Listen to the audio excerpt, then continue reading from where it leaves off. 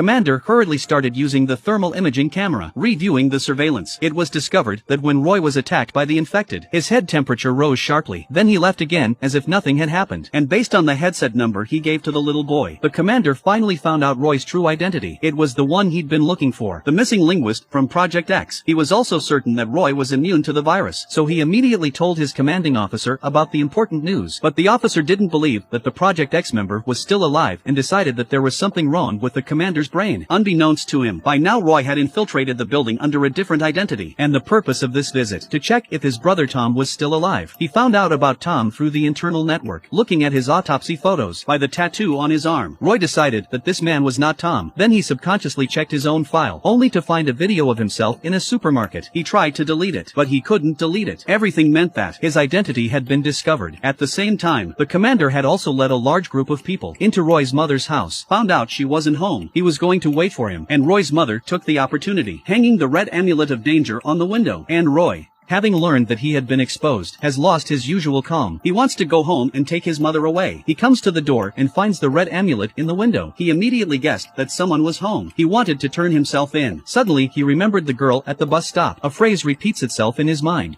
Onu bir daha göremezsin.